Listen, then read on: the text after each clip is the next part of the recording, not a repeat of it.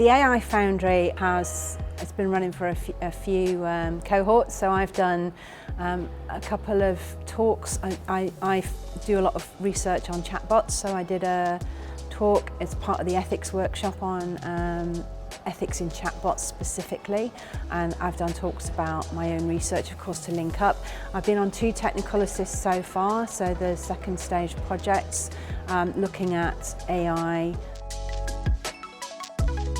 There's a bit of an issue with gender balance in computer science generally, tech generally, and AI being part of that. I've led one of the projects in my department called Athena Swan, which is to try and change that and address that. And there's a gender imbalance in the staff as well as the students. Students average in the UK is about 12% on undergraduate programs are female, which is very, very poor. Tech teams work much better if there's a mixed gender balance in them, just teams generally do, and usually in software we work in teams, or in tech we work in teams, so it does become a bit of an issue. So in my role as Chair of Women in Engineering for IEEE, we do a lot of outreach, we do a lot of talks at schools trying to get kids interested, which they usually are, but we find that when girls are sort of age 13, they tend to drop out, I guess for social reasons, because I guess most of the people doing computer science are men, boys. Yeah, we do a lot of trying to support women in the workplace, because there's just a lot of issues that really needn't be there. But I do get asked, I know it's student visit days, you know, girls, students looking around, thinking of coming to do computing, often ask me, you know, are there any women on the course? And you know, the fact is there's not that many, and that does affect some people. I think there's a lot of cultural things that need to be changed in some areas, and I think a lot of companies do go away to addressing that.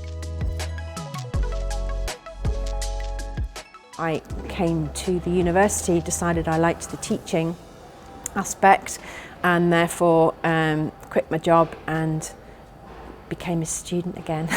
So I've had quite a strange pathway, and I think that was a very difficult thing to do with 2 very young children, aged 1 and 4 they were when I started my masters. But I think having a daughter actually really pushed me to make a big change in my life, and to kind of demonstrate that what you choose to do, you are able to do, and that really prompted me. So I think what I'm most proud of is making that really scary decision to just change career. There's a lot of pressure put on very young kids to decide on their future career at a very young age, where, you know, there's really no need.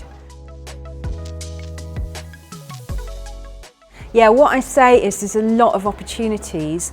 I'm a firm believer that AI is a way to improve our future, the worldwide future, to change the future for the better.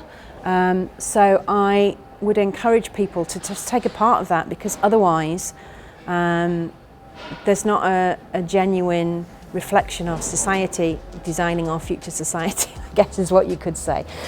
Even if people study something completely different, you know, you can convert into, it's not a kind of closed field. You don't have to decide at age 12 I'm doing computing. You can change in.